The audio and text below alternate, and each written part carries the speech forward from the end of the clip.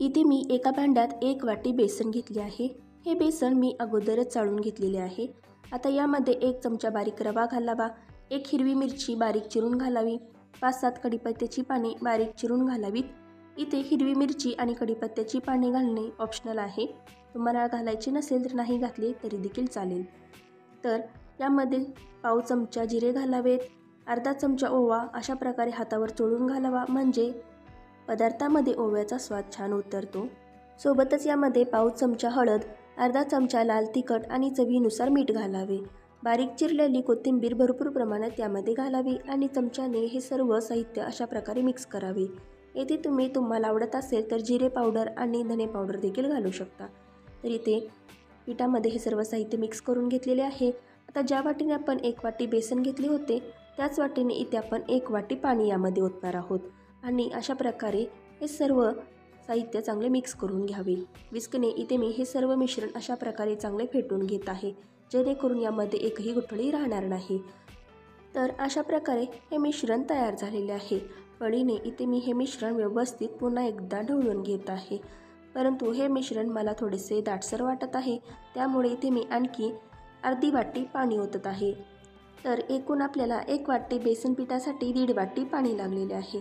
पाणी ओतून पळीने पुन्हा एकदा हे मिश्रण व्यवस्थित अशा प्रकारे हलवून घ्यावे।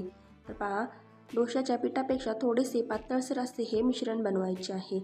या रेसिपीसाठी आपल्याला दही, सोडा, इनो यांचा देखील अजिबात वापर करायचा नाही।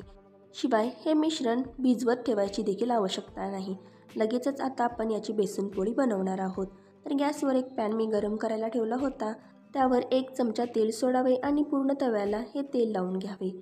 आता तवा चांगला गरम झालेला आहे। आता गॅसची फ्लेम मध्यम ठेवावी आणि पळीने तयार केलेले हे बॅटर तव्यावर अशा प्रकारे सोडावे।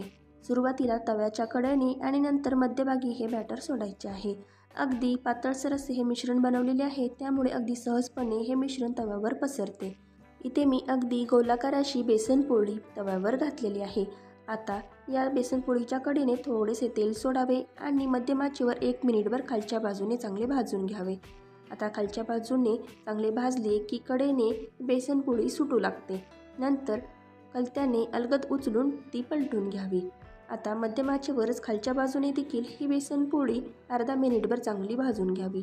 पुन्हा एकदा ही बेसन पोळी कलत्याने पलटून घ्यावी आणि अर्धा मिनिट पुन्हा मध्यम ते मोठ्या आचेवर चांगली भाजून घ्यावी। पहा, अशा प्रकारे या बेसन पोळीला छान अशी जाळी पडलेली आहे आणि अगदी कुरकुरीत देखील झालेली आहे। तयार केलेली ही बेसन पोळी अशा प्रकारच्या एका जाळीवर ठेवावी, म्हणजे वाफ धरून ती ओली होणार नाही आणि या बेसन पोळीला छान असा सोनेरी रंग देखील आलेला आहे। तर अशाच प्रकारे बाकीच्या मिश्रणाचे देखील बेसन पोळी बनवून घ्यायची आहेत। एवढ्या मिश्रणामध्ये साधारण 4 बेसन पोळी अगदी सहजपणे होतात। सकाळच्या नाश्त्यासाठी किंवा भाजीला काही नसेल अशा वेळी देखील तुम्ही ही रेसिपी नक्कीच बनवू शकता। तर आजची ही रेसिपी तुम्हाला आवडली असेल तर लाईक आणि शेअर करा। चॅनलवर नवीन असाल तर सबस्क्राईब करायला विसरू नका। धन्यवाद।